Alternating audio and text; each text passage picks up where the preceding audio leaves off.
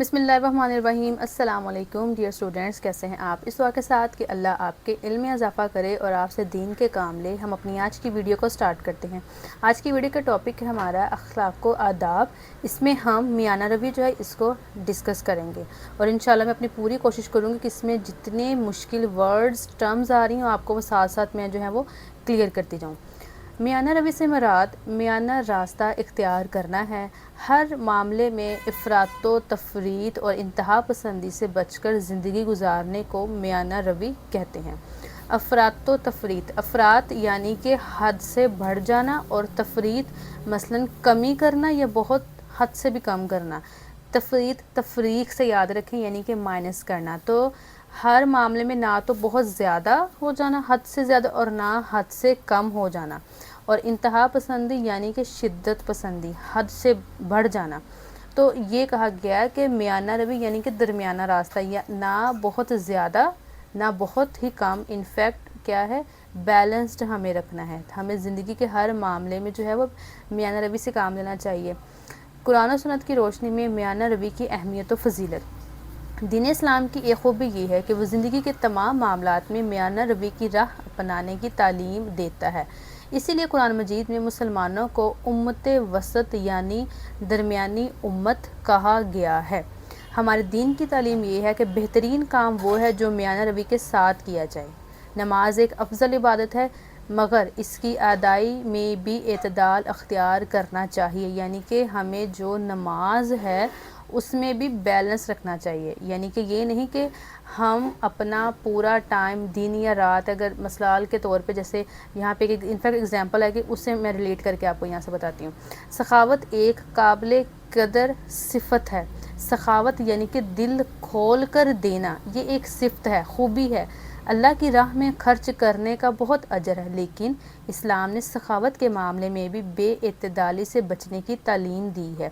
बेएतदाली यानी कि हद से ज़्यादा या अगेन हद से कम। तो यहाँ पे बेएतदाली यानी कि हद से ज़्यादा, कि तुम दूसरों को इतना माल मत दो कि खुद मोहताज बन जाओ।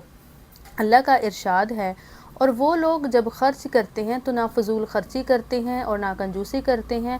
उनका खर्च इन दोनों के दरमियान एतदाल पर होता है। एतदाल पर यानी कि मियाना रवि। तो बेसिकली मियाना रवि क्या है, ज़िंदगी के हर मामले में बैलेंस से हमें काम लेना है। जैसे यहाँ पे क्या एग्जांपल दी गई कि अगर हमें नो डाउट ये कहा गया है कि अल्लाह की राह में हमें बहुत ज़्यादा खर्च करना चाहिए, लेकिन अगेन इसमें भी क्या कहा गया, बैलेंस, कि इतना भी ना करें कि आप फिर ख़ुद मोहताज हो जाएं। इबादत करने का नो डाउट कहा गया, लेकिन इतनी भी नहीं कि हमारी सेहत कमज़ोर हो जाए कि आप रात को सारा इबादत करते रहें, दिन में सारा डेली पे रोज़े रखते रहें, तो उससे भी क्या है, हमारी सेहत ख़राब हो सकती है। मोमिन सेहतमंद होता है।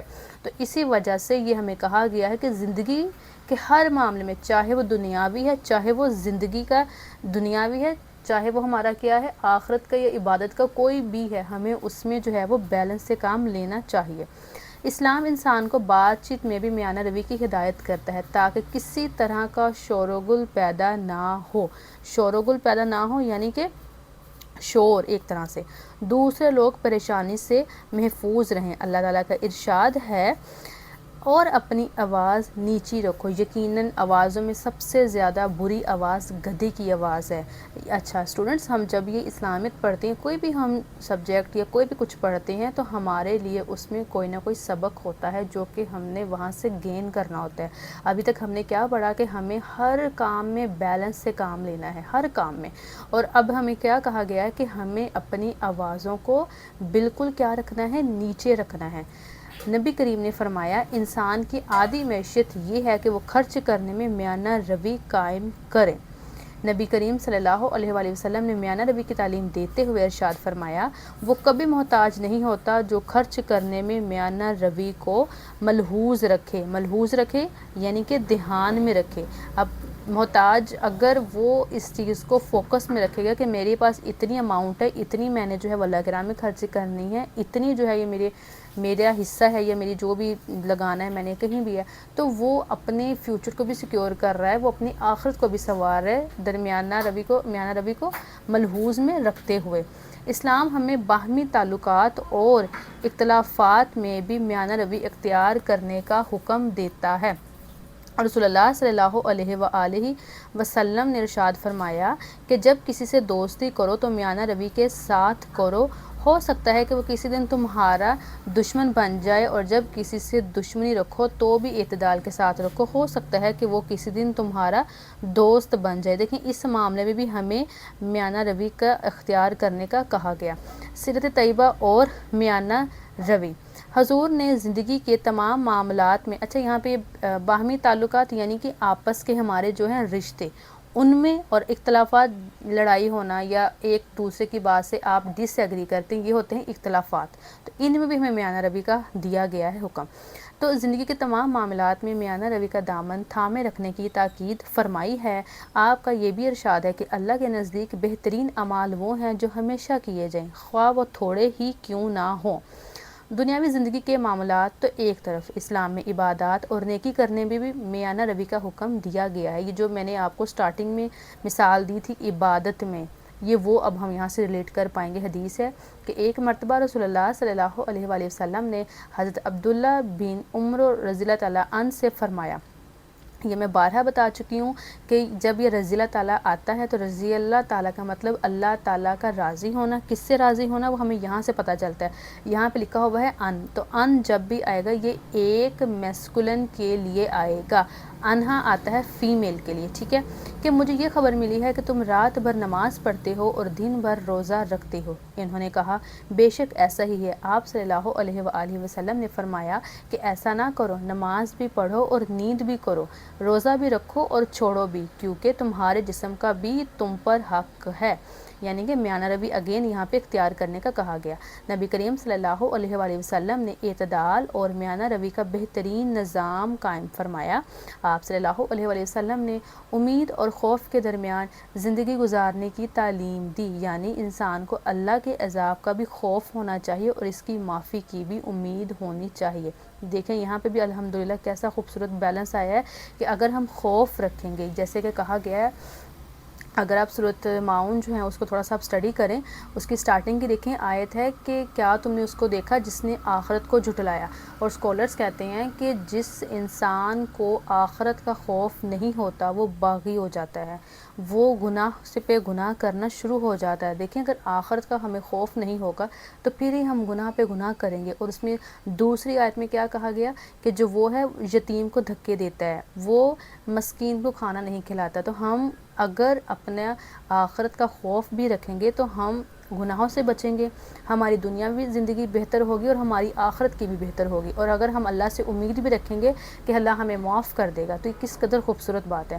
نبی کریم نے اپنے دشمنوں کو معاف بھی فرمایا، لیکن جن لوگوں کو سزا دینی ضروری تھی ان کے لیے سزائیں بھی جاری فرمائیں۔ آپ نے اپنی ذات کے لیے تو کسی سے انتقام نہ لیا، یعنی بدلہ نہ لیا، لیکن دین و توحید کی حفاظت کے لیے، دین و توحید یعنی کہ اللہ ایک ہے۔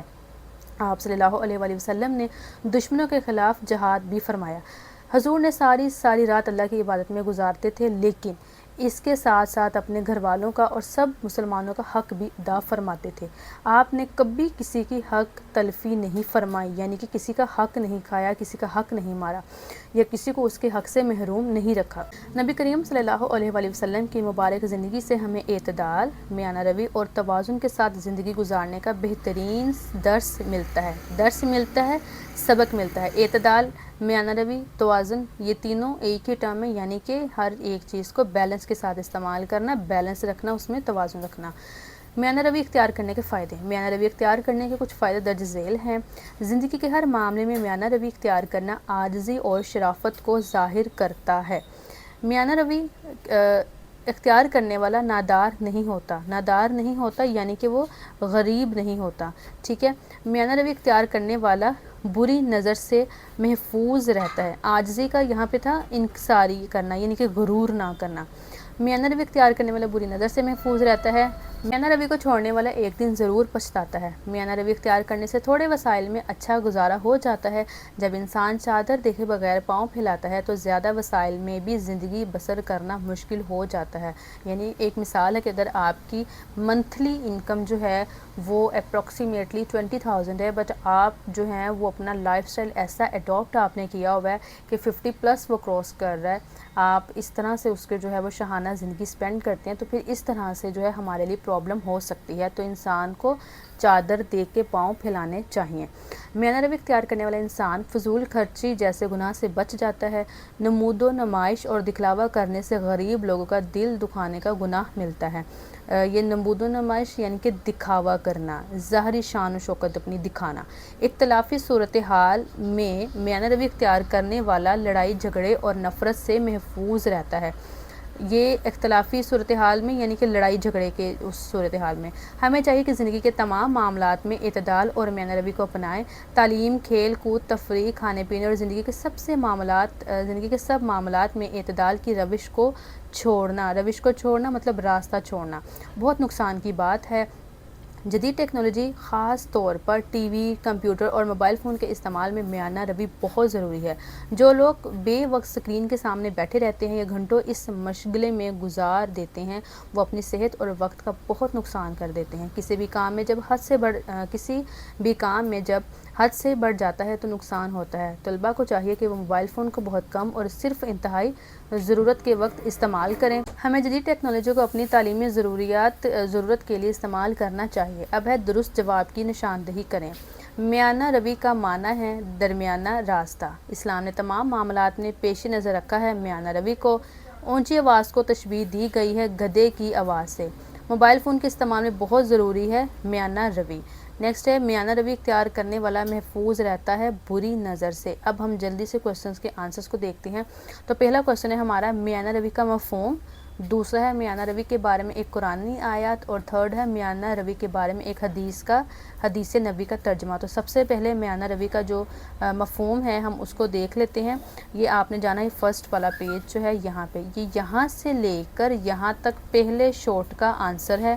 نیکسٹ تھا میانہ روی کے بارے میں ایک آیت کا ترجمہ، سیکنڈ شارٹ یہاں سے لے کر یہاں تک آئے گا۔